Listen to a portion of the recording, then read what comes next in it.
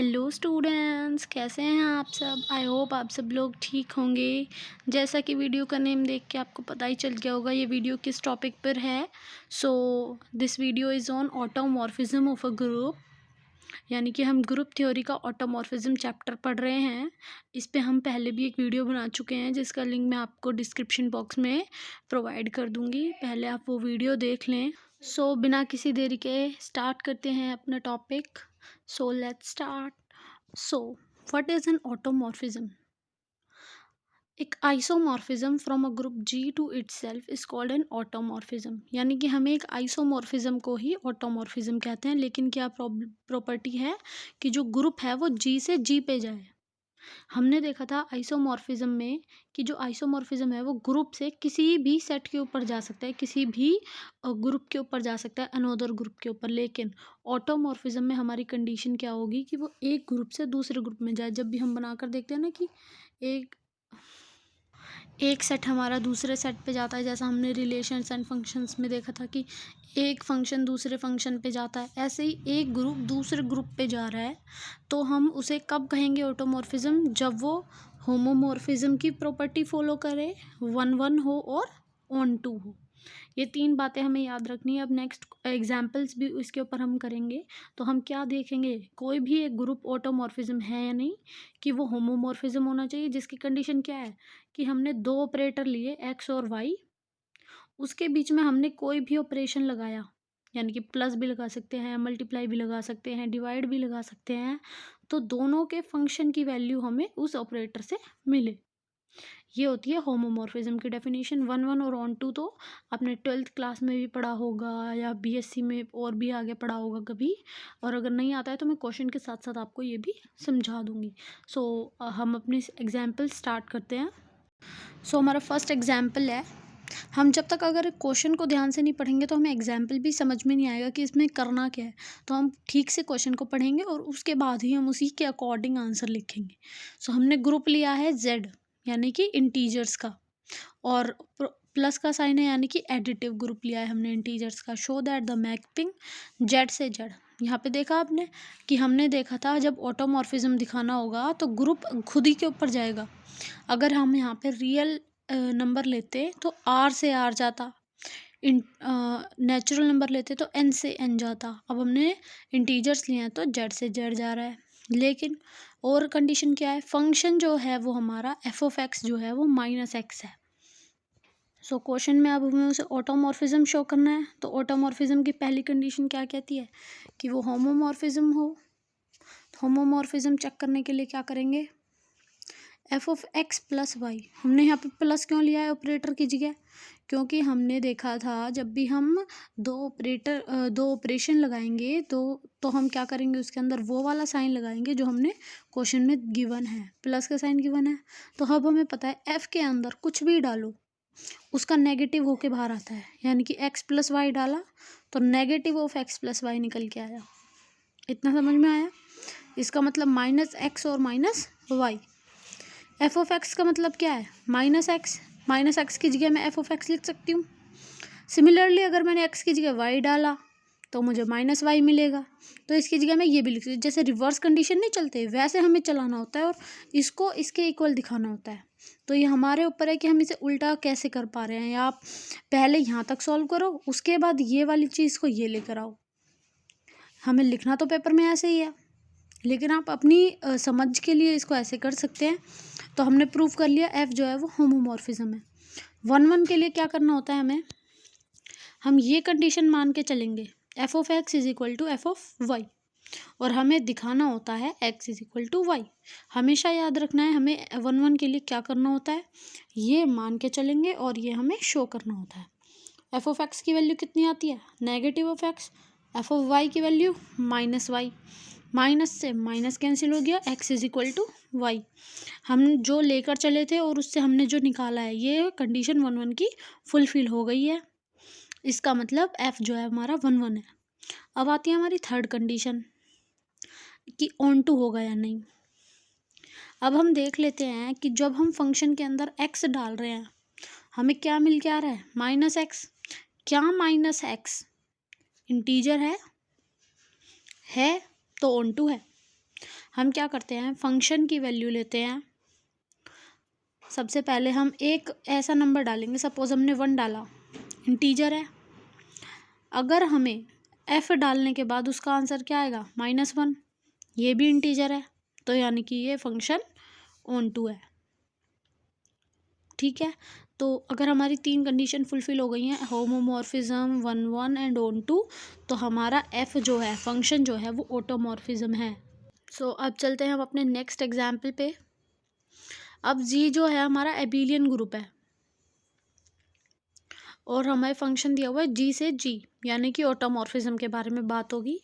हमें जब ये फंक्शन लिखा जाएगा ना, हमें समझ जाना है कि ऑटोमॉर्फिज्म के बारे में बात होने वाली है। और हमें फंक्शन दिया हुआ है x इनवर्स, यानी कि अब जब भी हम x डालेंगे फंक्शन के अंदर तो हमें उसका इनवर्स मिलेगा। Show that f is automorphism, हमें दिखाना है कि f जो है वो ऑटोमॉर्फिज्म है या नहीं। ये तो हमें पहले ही पता चल गया था क्योंकि हमने यहीं स्टार्टिंग में हमें ये मिल गया था।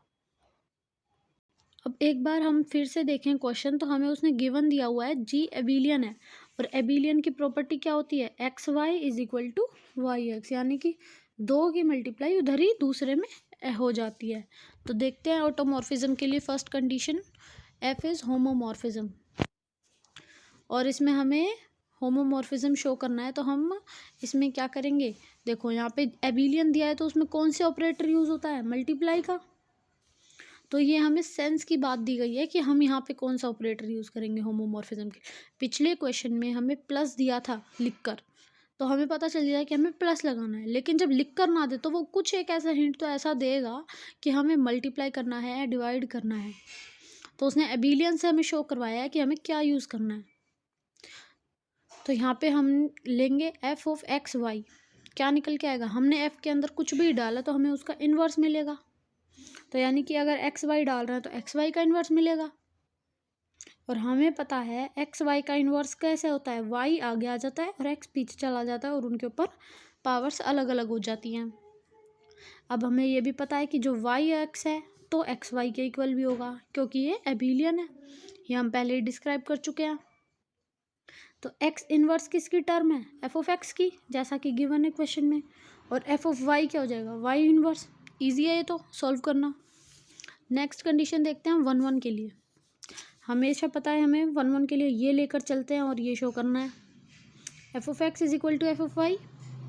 एफ ऑफ एक्स की value x inverse, f of Y की वाई इन्वर्स।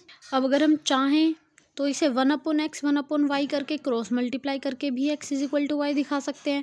अब हमें ये पता होना चाहिए कि हमें दिखाना क्या है, तभी हम उस प्रोसीजर को फॉलो करेंगे। इन्होंने वन इन्वर्स के ऊपर एक और इन्वर्स लगा दिया ताकि वो एज इट इज़ x हो जाए, या हम क्रॉस मल्टीप्लाई भी कर सकते हैं 1/x लिख के। ये आपके ऊपर है कि हम इससे इसको कैसे ला रहे हैं। लाना हमें यही है, शो हमें यही करना है, ये लेकर चलना है और ये शो करना है। So this condition fulfil, f is 1 1। Next property है हमारी f इज़ ऑन टू। हम लेके चलेंगे कोई भी एक x है g के अंदर, तो x इन्वर्स भी होगा g के अंदर। तो f of x inverse x आ रहा है, f इज़ ऑन टू। हमें क्या करना होता है, जो यहाँ पे गिवन था f of x is equal to x inverse, जो यहाँ पे गिवन होता है ना उसको यहाँ पे रख देते हैं और इसको बाहर लेके आना होता है। समझ गए। हम यहाँ पे क्या करेंगे, f ऑफ x इन्वर्स रखेंगे, फिर चेक करेंगे कि जो हमने पहले शुरू में दिया हुआ था x, क्या वही आ रहा है। अगर आ रहा है तो वो ऑन टू है, अदरवाइज नहीं है। हमारी ये कंडीशन फुलफिल हो गई। हमने उसके ऊपर अगर x इन्वर्स डालेंगे तो उसका इन्वर्स होके आएगा और 2 बार inverse as it is same number दे देगा, यानी कि f जो है वो होमोमॉर्फिज्म भी है, 1 1 भी है और ऑन टू भी है। तीनों कंडीशन फुलफिल हो गई तो f जो है वो ऑटोमॉर्फिज्म भी होगा। सिमिलरली नेक्स्ट क्वेश्चन देखें, लेट आई है g से g, यानी कि g ग्रुप से g ग्रुप पे जा रहा है तो ऑटोमॉर्फिज्म की बात होगी। ये हमारा आइडेंटिटी फंक्शन है i such that i of x is equal to x, यानी कि i के अंदर अगर हम x डालें तो x ही मिलेगा हमें। तो हमें बताना है कि जो i है वो ऑटोमॉर्फिज्म होगा। अब शो करना है हमें ऑटोमॉर्फिज्म, तो डायरेक्ट 3 हमें सिचुएशन पता है कि ऑटोमॉर्फिज्म कब होगा, जब होमोमॉर्फिज्म होगा, 1 1 होगा और ऑन टू होगा। 3 कंडीशन फुलफिल कर दो, हो गया क्वेश्चन सॉल्व। पहला पॉइंट देखें हम होमोमॉर्फिज्म के लिए। अब यहाँ पे देखो कुछ नहीं दे रखा, मल्टीप्लाई लगा, आई ऑफ एक्स वाई क्या हो जाएगा, i of x into i of y. इतना समझ में आ गया होगा। तो एफ जो है हमारा होमोमॉर्फिज्म है। अब देखते हैं आई की सेकंड कंडीशन, एफ 1 1 होगा। जैसा कि हम हर बार लेके चलते हैं F of x is equal to F of Y, तो इसमें आई दे रखा है तो i of x is equal to i of Y. तो हमें आई ऑफ एक्स की वैल्यू एक्स है और आई ऑफ वाई की वाई, तो ये तो सिंपल ही सॉल्व हो गया। I is 1 1। ऑन टू के लिए भी हमें सिंपल है, हमने आई के अंदर एक्स डाला और हमें एक्स ही मिल गया, तो आई जो है वो हमारा ऑन टू भी है। तो आई हमारा होमोमॉर्फिज्म भी है, 1 1 भी है और ऑन टू भी है। तो आई हमारा हो गया automorphism of group G. Next question example देखते हैं हम अपना। If G is a group of positive real numbers under multiplication, यानी कि इस बार हमें मल्टीप्लाई करना है और हमारा एफ ऑफ एक्स की वैल्यू है एक्स का स्क्वायर, तो हमें बताना है कि जो एफ है वो ऑटोमॉर्फिज्म होगा या नहीं होगा। ऑटोमॉर्फिज्म के लिए हमारे पास 3 कंडीशन है, होमोमॉर्फिज्म, 1 1 और ऑन टू। सबसे पहले हम देखें होमोमॉर्फिज्म तो होगा ही, और 1 1 के लिए सबसे पहले हम 1 1 के लिए देखते हैं। हम लेके क्या चलते हैं, F of x is equal to F of Y, तो एफ ऑफ एक्स की value X square, F of Y की वाई स्क्वायर। हमें पता है कि अगर स्क्वायर हटाना है तो उसके लिए रूट लगाना पड़ता है, और रूट लगाएंगे तो प्लस माइनस भी आएगा, तो एक्स और वाई इक्वल तो हैं ही, हमें ये तो पता ही है। और सिंपल मेथड से भी करना चाहो तो स्क्वायर से square cancel, X is equal to Y भी कर सकते हो। एफ इज़ 1 1 है। अब देखें ऑन टू के लिए, देखो हमें क्या करना होगा, हम इसमें से कोई भी एक नंबर मान के चलेंगे ऐसा कि अगर उसको हम एफ के अंदर डालें तो हमें एक्स मिल जाए। एक्स किसका स्क्वायर होता है, रूट एक्स का, तो रूट एक्स को डालो और एक्स शो कर दो। ये थोड़ी सी एक ट्रिक होती है जो बच्चों को खुद ही सोचनी पड़ती है कि हम ऐसा क्या डालें एफ के अंदर कि एक्स ही आ जाए। इन्होंने रूट एक्स क्यों डाला, क्योंकि रूट एक्स का स्क्वायर होगा एक्स, तो ये हमें खुद सोचना है, और एफ को ऑन टू बना दिया। अब हमें दिया था कि हमें मल्टीप्लिकेशन यूज़ करना है, तो हमने कर दिया एफ ऑफ एक्स वाई, हमने यहाँ पे एक्स के और वाई के बीच में मल्टीप्लाई का ऑपरेटर यूज़ किया है, तो एक्स वाई डाला तो उसका स्क्वायर होके निकलेगा, यानी कि एक्स का स्क्वायर भी और वाई का स्क्वायर भी, तो F of X X square, F of Y Y square. हमें यहाँ से ये शो करना था, हो गया होमोमॉर्फिज्म प्रूफ। 1 1 भी शो कर दिया ऊपर और ऑन टू भी कर दिया, हमारी तीनों कंडीशन फुलफिल हो गई, यानी कि एफ जो है हमारा ऑटोमॉर्फिज्म है। सो ये थे हमारे 4 एग्जाम्पल्स कि हमें एफ को ऑटोमॉर्फिज्म कैसे प्रूव करना होता है, यानी कि किसी भी फंक्शन को हम ऑटोमॉर्फिज्म कैसे प्रूव करें, या फिर हम ये कहें कि इस फंक्शन को होमोमॉर्फिज्म प्रूव करो। वो एक एक दो दो नंबर के क्वेश्चन भी बना के दे सकते, तो आपको ईजिली समझ में आ जाना चाहिए कि अब इन क्वेश्चंस को कैसे करना है।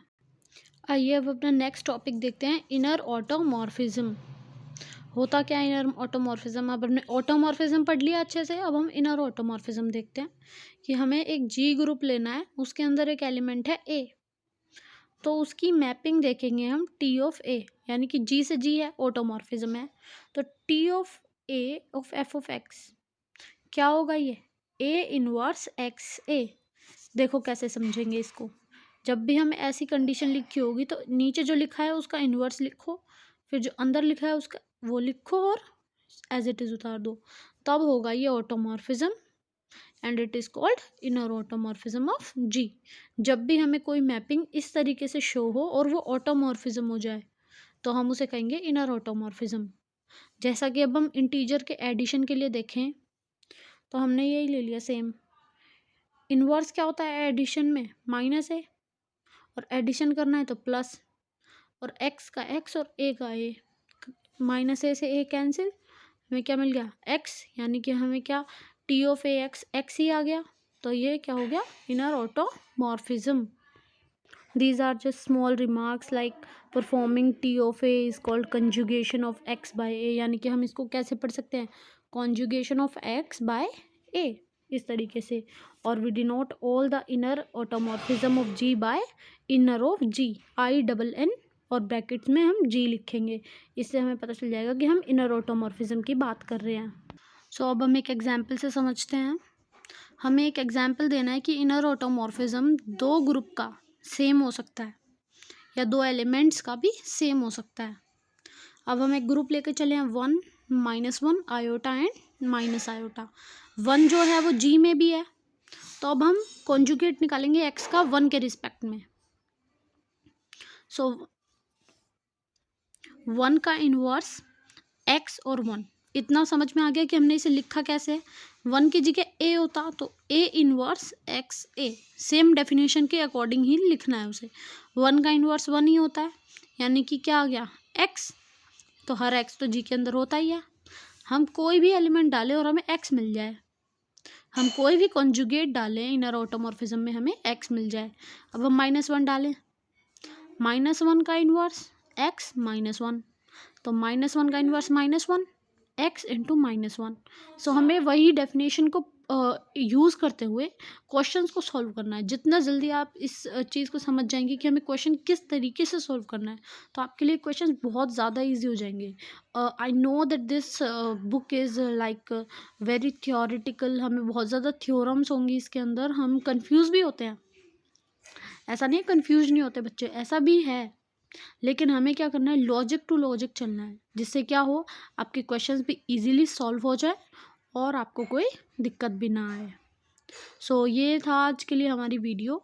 सो अगर आपको इसमें से कुछ भी अच्छा लगा हो या कुछ भी पार्ट आपको अच्छा लगा हो तो कमेंट में बताइए। अगर आपको वीडियो अच्छे से समझ में आ गई हो तो सब्सक्राइब कर दीजिए।